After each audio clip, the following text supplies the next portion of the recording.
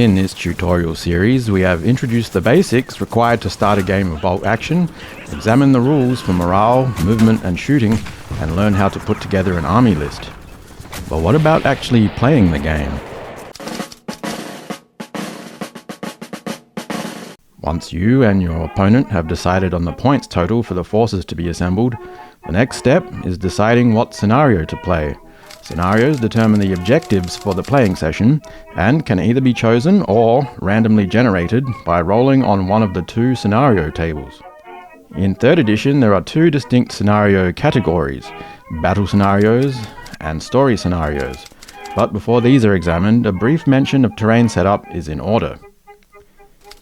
When setting up a table, the players have a few options on how and when this should be done. Buildings and terrain could be placed entirely by one player in their own time, allowing for an intricate and believable battlefield, possibly offering the most aesthetically pleasing option. The same could be done, though, after the scenario has been decided upon. Depending on time constraints, this could lead to a more rushed setup as far as details go, but could very well still be an enjoyable game. Or, each player could take turns in placing a single building or piece of terrain until it has been agreed that enough are present for an enjoyable game. This can take place before or after a scenario has been chosen. Bolt action has no hard and fast rules as far as table setup is concerned, unless a specific scenario description states otherwise. For a friendly game that isn't necessarily a historical battle, it is suggested that no side of the table confers a particularly unfair advantage regarding cover and line of sight. Regarding the battlefield in general, too little cover can de-emphasize the fire and maneuver nature of the game, turning it into an 18th century style exchange of fire. Too much cover can make the game fiddly to actually play and may make vehicles and even some artillery completely useless. Of course, in the end, it's up to you to strike a happy balance, and restrictive or skewed battlefields can be interesting and challenging to play on as well. And enough about terrain, onto the scenarios. Note that only a quick overview of the scenarios will be presented here, not a detailed breakdown. 3rd edition scenarios have undergone a substantial overhaul from 2nd edition. Battle scenarios have been designed with balance in mind so that both players have the same victory conditions and an equal chance to win. These are the most likely scenarios to be played in a tournament. These scenarios also include random deployment zones and deployment types. More on those later. Seek and Destroy. The most straightforward of the scenarios, Seek and Destroy simply involves knocking out as many units as possible. The player with the most enemy units destroyed wins. Key Positions. Players take turns to place a randomly generated number of objectives on the battlefield. The player holding the greatest number of objectives wins. Breakthrough. Both players must try to move as many of their units across the table onto the opposing player's deployment zone, or, if at all possible, off the battlefield from their opponent's deployment zone. Top Secret. The objective of this scenario is a valuable, portable MacGuffin, such as a suitcase, a weapon prototype or officer that must be secured and carried off table from the player's own deployment zone. Demolition. Each player places a marker representing their HQ that is coordinating friendly forces in the immediate area of operations. The objective is to destroy the opponent's HQ by maneuvering a unit to touch the HQ marker while preventing the enemy from doing the same to one's own HQ. Hold until relieved. A single objective marker is placed at the center of the table representing an important strategic asset, such as a bridge, bunker, or something similar. To control the objective, a player must have a unit within 3 inches of the objective at the end of the game with no enemy units within 3 inches of it. Once the actual scenario has been selected, the players must then either choose or randomly determine where the game's deployment zones are located.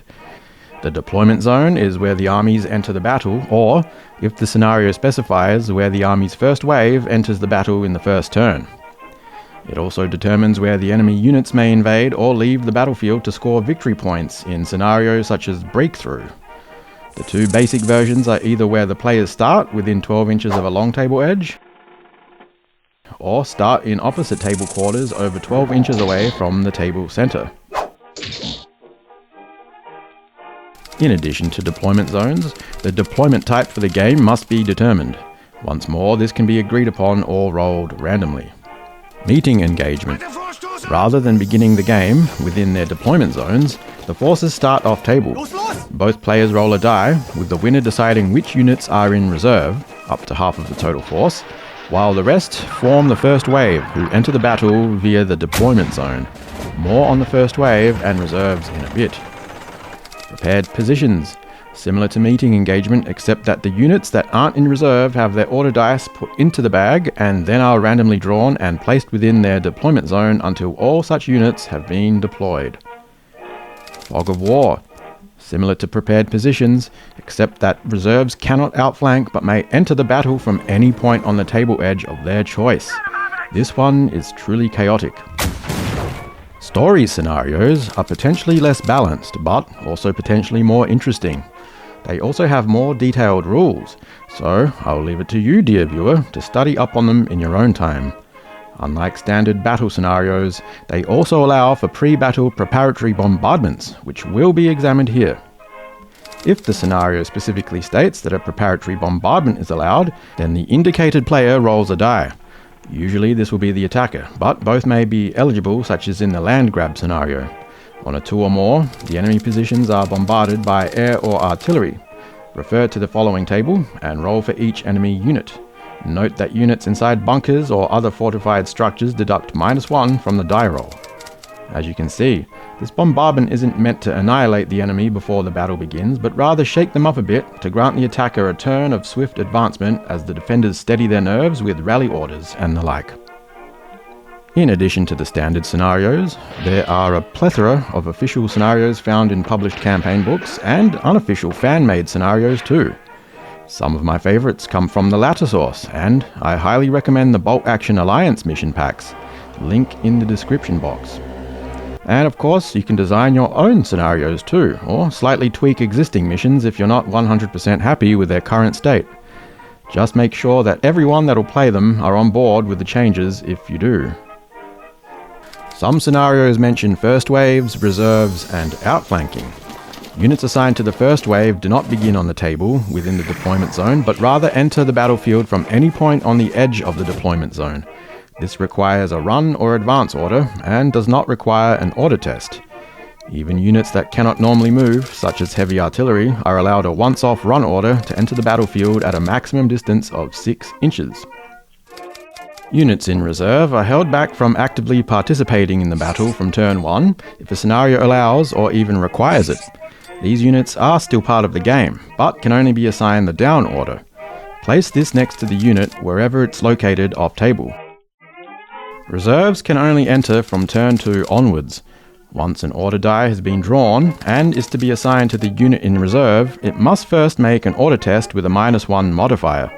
If successful, the unit can enter at any point in the player's deployment zone with a run or advance order. Units may not initiate an assault from reserve. A unit aboard a transport or being towed must be clearly indicated which vehicle it is attached to during the reserve setup before the first turn begins. In such a case, the vehicle must make the order test rather than the passenger or tow. Note that artillery units with spotters that are in reserve need only make 1 test, though the spotter may come in at a different point than the crew. If the order test fails, it must remain in reserve until the next turn, where the test must be rolled again.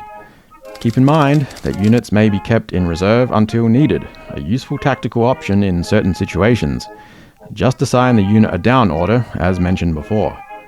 A unit that remains in reserve at the end of the game is missing in action and therefore counts as destroyed.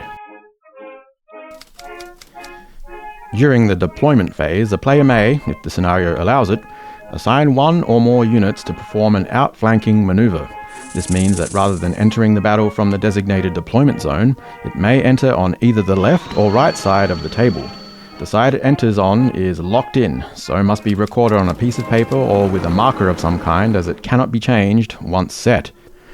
More specifically, in turn 3 or 4, an outflanking unit can enter at any point on its own long table edge, or any part of the designated short table edge that isn't part of the enemy's deployment zone. On subsequent turns, this may be any point on that short table edge, including within the enemy's deployment zone. In all cases, an order test with a -1 modifier must be made. Otherwise, outflanking units follow the same rules as being in reserve. Snipers, spotters, forward observers and other stealthy units that possess the Infiltrator special rule have the option to deploy ahead of the main force. As long as a unit isn't put in reserve or outflanking, it may be deployed at the start of the game before any other starting effects take place, such as Preparatory Bombardments. If both players possess units with this ability, place all Infiltrators order dice into the bag and draw. The player whose die has been drawn may place it anywhere on the table, including the enemy's deployment zone, as long as it is more than 12 inches away from an enemy unit already deployed. Continue to do this until all Infiltrators have been deployed. As a side note, also remember that units with this ability receive a special +1 modifier to all cover saves, as long as it does not have an advance or run order in effect. So now that you know most of what you need to play a game of Bolt Action, all that is left to explain is the actual sequence of play itself. Typically, a game consists of 6 guaranteed turns, at the end of which a die is rolled. On the roll of a 1 to 3, the game ends and victory points are calculated to determine who wins or whether the game is a draw. On the roll of a 4 or more, the game goes for one more turn, possibly swinging the outcome in the underdog's favour if the game is very close, which it often is. In concrete terms, the order of play is as follows. Start of the game phase. 1. Infiltrators. Deploy Infiltrators as described earlier. 2. Declare reserves and outflankers, clearly marking passengers, toes, and secretly assigning which short table edge will be outflanked. 3. Deploy units, unless of course the scenario requires a first wave instead. 4. Other starting effects, such as preparatory bombardments or free movement. 5. Collect order dice and place them in the dice container. Now you're ready to begin play. Then once the first turn begins, orders phase. 1. Randomly draw an order die from the bag and hand it over to the appropriate player. 2. The player chooses one of their units that has not been given an order yet and assigns it one. Once measurements begin or dice are rolled, it is locked in. 3. If the unit activated has pin markers or a special rule that requires it, make an order test to determine whether it will obey that order. If it fails, it will be automatically issued a down order. If the order test roll is a 12, then roll again on the foobar table, resolving its actions as instructed. 4. Otherwise, execute the unit's resulting action, roll dice, and so on. 5. Repeat step 1 until all eligible units have received an order. The order phase ends. Begin the turn end phase. During the turn end phase, all dice that are still in play are collected and returned to the bag, which is then given a good shake. There are 2 orders that can be left in play during this phase, however. If the situation calls for it, a unit may forego its next turn's choice of actions to stay down if it has already been issued that order. A unit that has any pin markers that does this loses all pin markers in the event. A useful option when holding an objective when under fire, and even better than 2nd edition, where doing so only shed 1d3 pin markers. A unit with the ambush order may either opt to keep it in ambush for the next turn, or try and convert that ambush into a fire order. If the latter option is taken, then roll a die. On the roll of a 1 to 3, the unit is confused, distracted, or otherwise has lost initiative and simply deposits its order die back into the bag. On a roll of 4 or more, it can fire normally. Resolve the rolls to shoot as normal and deposit the die back into the bag at the end. Make order tests for reserves from turn 2 onwards and outflankers from turn 3 onwards to see if they enter the battlefield. At the end of turn 6, roll to check for the bonus turn. Once the game has ended due to scenario conditions, turn limit, or players calling it a day, work out victory points, and you're done. Congratulations, you're now a Bolt Action tabletop wargamer. If you're new to the system or even the hobby, I hope this tutorial series has helped you along and clarified some ambiguities or answered any rules queries. In conclusion, I'd like to reiterate that this series is not an exhaustive examination and explanation of each and every single rule found in the 3rd edition rulebook. Much has been abbreviated or entirely left out and can be found within the pages of the book or elsewhere online. Rather, it is a learning aid to help focus on the more important aspects of gameplay, particularly morale, movement, and shooting. Additional tutorials to the series might be in the works if enough people show interest. So, like, subscribe, and of course share these videos with people you know who might be interested in tabletop wargaming. These tutorials do take a lot of time and effort to put together, and the greatest show of support you can provide to the channel is by donating through the Super Thanks, or even better, becoming a cinematic tabletop producer over at the channel's Patreon page. Link in the description and on screen now.